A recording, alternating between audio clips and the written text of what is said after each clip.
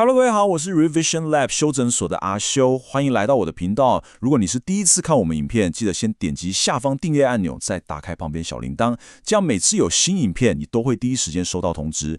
也帮我按个赞，让 YouTube 知道你喜欢这种类型的内容。谢谢大家。我们现在正式开始。好，我们今天来聊一个我相信绝大多数人都非常有感触的话题。前阵子过年嘛，我没事就在滑手机，突然想到一个国小同学。我们小时候真的是那种好到可以穿同一条裤子的兄弟。我想说，哇，现在社群这么方便，就传个讯息关心一下他最近过得怎么样。结果你猜怎么样？讯息送出去，很快的2个蓝色勾勾跳出来，显示已读，然后就没有然后了。当下说真的，心里是有点小失落了。但后来我仔细想想，这真的只是我的个案吗？还是说我们这一代的人或多或少都有过类似的经验？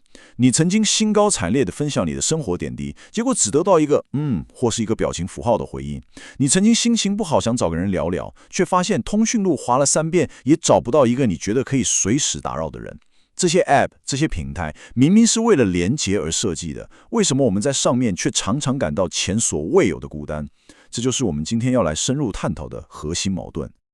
好，为了把这个问题彻底讲清楚，今天我们会从5个环环相扣的层面再一步步拆解。首先，我们会回顾一下过去那个曾经很热闹的数位广场是怎么一步步崩坏的。接着，我们会跟着钱的流向走，看看所谓的眼球经济是怎么样彻底改变了整个游戏规则。再来，我们会探讨对话的艺术，特别是同步的沟通，如何在我们的生活中慢慢的不见了。然后呢，我们会分析我们的大脑是怎么被紧急的暴政给绑架，让我们每天都在瞎忙。最后，我们会揭露一个有点残酷的真相：你的注意力已经是这个时代最新也是最值钱的石油。这5个环节是层层递进的，最终会拼凑出我们这个数位时代孤独感的完整图像。好，那我们就从第一部分开始，崩坏的广场。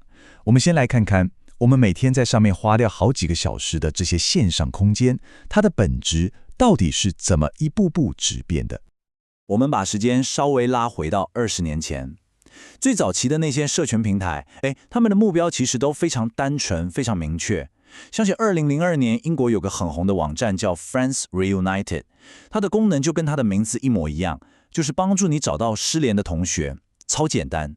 到了2004年 ，Facebook 刚出来的时候，它的初衷也只是连接同一个大学校园里的真实朋友，范围其实非常限定。时间快转到2010年左右，当时的 Twitter 对很多特定的圈子，比方说学术圈的人来说，它是一个充满活力的数位沙龙。大家在上面分享研究、辩论想法，是一个很真实的交流空间。但你看看现在，整个景观是完全不一样了。使用者被极度分散到各种不同的平台。过去那种有共同归属感的社群，几乎可以说是完全瓦解了。你可能在 Instagram 上看朋友的限时动态，在 TikTok 上刷短影片，在 Dcard 上看时事八卦，但这些平台之间是完全切开的。我们好像不再有一个像过去的 Facebook 那样，能够凝聚不同生活圈朋友的共同客厅了。接下来这个对比就更强烈了，我们就拿 Twitter 来当做一个完美的案例研究。在被马斯克收购改名成 X 之前，学术圈的 Twitter 是一个非常特别的地方。它跟 LinkedIn 那种大家都在秀自己履历多光鲜、成就多辉煌的平台是完全不一样的。在旧的 Twitter 上，学者们不只会分享说，我的论文被顶级期刊接受了这种好消息，更重要的是，他们也会很坦诚地分享论文被退稿的沮丧，做研究卡关的痛苦，还有申请经费失败的无力。这种坦诚失败的文化，你知道吗？让整个社群感觉非常真实，非常有人味，那种氛围真的很难得。它让学术这条通常很孤单的路，感觉不那么孤单，因为你知道，在世界的某个角落，有另一个学者跟你一样，正面临着同样的挣扎。但现在呢 ，X 这个平台对很多原本的核心使用者来说，基本上已经死了。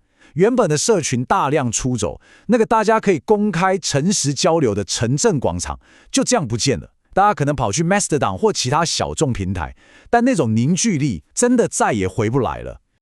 这就带出了一个最根本、最核心的问题：如果这些平台最原始、最核心的那个建立有意义连结的功能已经失效了，那他们现在存在的目的到底是什么？你跟我每天花大把时间在上面花来花去，又是为了什么？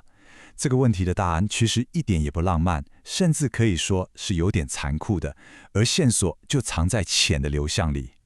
好，我们接着看下去哦。要回答刚刚那个问题哦，我们就得来谈谈那个房间里的大象，也就是钱。这些商业压力才是驱动平台改变，而且是让我们感到越来越孤单的那个真正的幕后黑手。这句话你现在回头看，简直就是神预言。这是比尔盖茨在2005年，也就是 Facebook 才刚起步 ，iPhone 都还没问世的时候说的。他说，科技公司很快就应该为你眼球停留的时间付费。当时他已经洞察到，整个科技业的获利模式正在发生根本性的转变。以前微软是靠卖 Windows、卖 Office 这种套装软体赚钱，对吧？但下一个世代的商业模式将会是广告商之间的战争，而最重要的战场就是我们的眼球。你看，快20年前，当我们还在享受免费服务的甜头时，聪明的人早就看穿了这场游戏的 end game。我们以为我们是使用者，但其实我们才是商品。重点来了，为了把我们的眼球，也就是我们的注意力，好好的打包卖给广告商，平台就设计出了这个我们称之为仓鼠轮效应的机制。演算法会不断的喂给你他认为你会喜欢的高度个人化的内容，目的只有一个，最大化你的停留时间，让你像仓鼠一样在滚轮上不停的跑，不停的滑。你有没有过这种经验？可能只是跟朋友聊到想去露营，或是在网络上查了一下摩管帐篷，接下来几天，我的天，你的动态墙就全部都是露营装备的广告，露营区的推荐，演算法好像会读心术一样。但这种看似贴心的个人化，其实是一把非常锋利的双面刃。它的一面是便利，你不用费力就能找到喜欢的东西，但另一面却是剥夺了你的探索权跟偶然性。你再也很难在网络上偶遇一个你从未想过，但可能让你惊艳的新领域，因为演算法只会带你走他认为安全的路。所以，我们使用这些免费的社群媒体，付出的真正代价是什么？简单整理一下。首先，使用者自己产生的那些真实的生活内容，慢慢被商业广告和业配文给取代了。再来，演算法把你关在一个越来越窄的同温层里，你的世界看似为你量身打造，实则越来越小。久而久之，平台就变得非常无聊，失去了最初那种充满惊喜的人味。最终，整个平台的核心目标就从建立连结变成了刺激消费。所以，下一次当你滑开 Instagram， 看到的不是朋友的生活，而是一连串的商品推荐和业配文时，你就要知道，这不是偶然，这是平台精心设计的结果。它不再是你和朋友的连接点，而是你和商品之间的传送门。好，当平台本身的设计逻辑从连接转向消费之后，也深深地影响了我们人与人之间最基本的沟通习惯。接下来，我们就来聊聊为什么我们宁愿传几十则讯息，也不愿意直接打一通电话。我们先来看看这两种沟通模式的差异，这个对比超级明显。一种是同步沟通，像是跟朋友约出来散步聊天，或是直接打电话，它需要双方在同一个时间点都有空，是及时的，有来有往的。另一种是非同步沟通，像是传赖讯息或 email， 它可以是延迟的，提供了很大的弹性。我可以现在传讯息给你，你可以在你开完会、吃完饭，任何你方便的时候再回复我。这就完美解释了为什么传讯息会成为现代沟通的主流，因为它给了我们掌控自己时间的权利，让我们可以避免被打扰。接下来这点超级重要，这是一个研究的真实数据，非常有趣。当我们正在用手机滑 IG 看 YouTube 的时候，如果突然有电话打进来，我们会怎么做？数据显示，大概有一半 50% 的电话会被接起来，这代表我们当下判断这通电话比我手边在滑的东西更重要。8% 会被我们主动按掉拒接，很直接。但最值得玩味的是中间这个36%，我们选择被动地不回应，也就是看着电话响，然后放着让它自己挂掉。这其实是一种现代社会的白色谎言，对吧？我们不想直接拒绝，因为那样感觉很没礼貌，很伤人，所以我们假装没看到，事后再回句，不好意思，刚刚手机开静音没听到。但我们都知道，这通常不是真的。这种行为背后其实是一种社交能量的节约。一次直接的拒绝或是一通不知道要讲多久的电话，都需要消耗大量的社交能量。相比之下，假装没看到，然后用文字简单带过，是成本最低、最省力的方式。我们都在不知不觉中成了社交上的节能专家。所以，我们为什么越来越讨厌讲电话？其实这跟所谓的电话恐惧症关系不大，而是一个非常理性的结果。第一，我们现代人的行事历真的排得太满了，密密麻麻，完全没有留下任何给未预期干扰的弹性空间。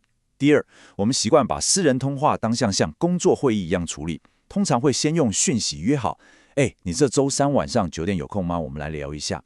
你看，把朋友间的聊天变得像在安排一个工作项目。第三点，也因为这样一通没有预告的来电，现在给人的感觉往往是出事了，它代表的是紧急状况，反而会让人感到焦虑。这就形成了一个恶性循环，因为大家平常都不打电话，所以一旦电话响了，就肯定是大事。而也因为我们害怕有大事发生，所以我们更不喜欢接电话。好，但问题来了。当我们以为非同步沟通解决了干扰问题时，一个更大的魔王出现了，那就是资讯过载。我们每天都被成千上万的通知和讯息给淹没。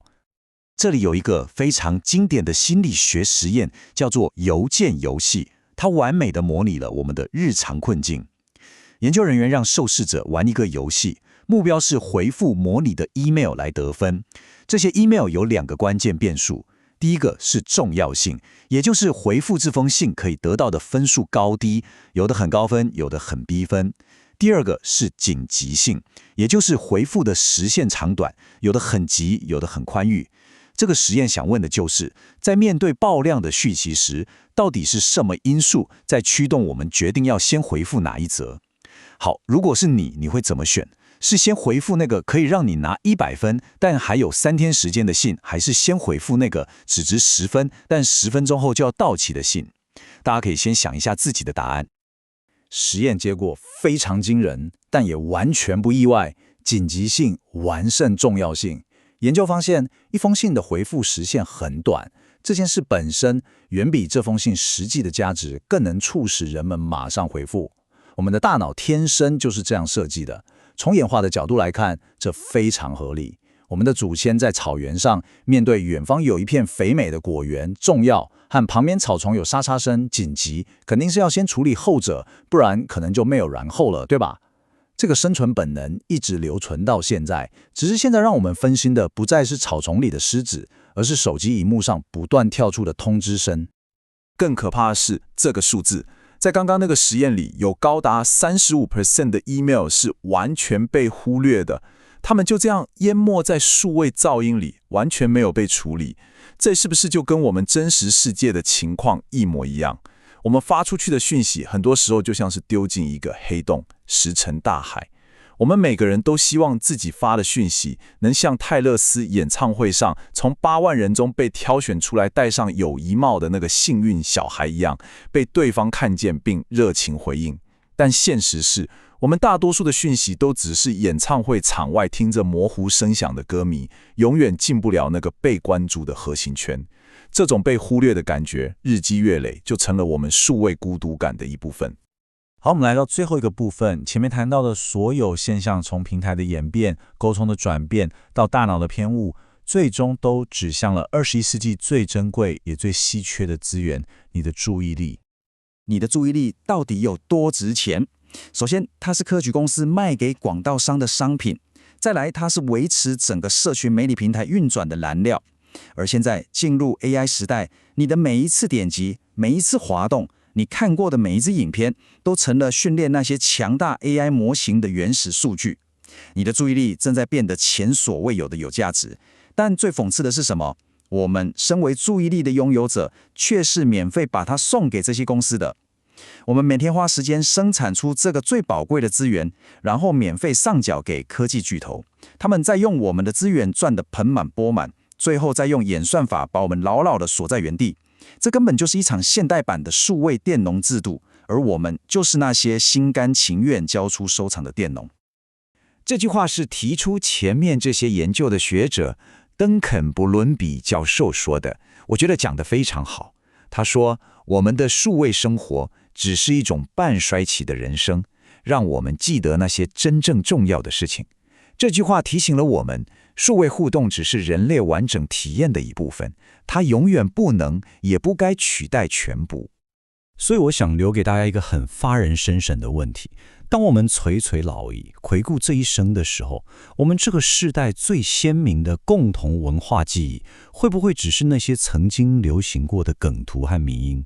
我不是说迷因不好，它很有趣，是我们这个时代的共同语言。但问题是，如果有趣成了我们追求的唯一价值，如果我们人生的精华时光都用来交换这些转瞬即逝、碎片化的快乐，那50年后，我们还剩下什么可以跟我们的下一代说的故事？这真的值得我们每个人好好想一想。好，总结一下今天的重点，这3点帮助大家快速回顾我们是怎么一步步掉进这个社群孤独的陷阱里。第一，社群媒体以广告为基础的商业模式，从根本上背弃了它最初建立连结的承诺，转而追求最大化的用户停留时间。第二，为了避免被打扰，我们的沟通模式全面转向非同步，结果就是我们每个人都变得比以前更难被真正地联系到。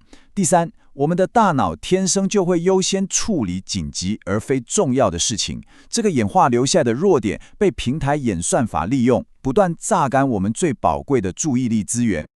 最后，我想给大家一个小小的挑战，下次当你等电梯、等公车有任何空闲时间，当你下意识想拿出手机开始滑的时候，试着对抗一下这个冲动，就那1分钟，不要滑手机，抬起头看看你周遭真实的世界。一开始可能会觉得很别扭，甚至有点焦虑，这很正常。但试着撑过去，你可能会重新发现，那个不需要滤镜、不需要按赞的真实世界，其实比我们想象的要精彩得多。今天的内容就到这边。如果你觉得自己有帮助，记得马上点赞、加订阅、加开启小铃铛。我们正在冲订阅，需要你的支持。我是阿修，我们下次见，拜拜。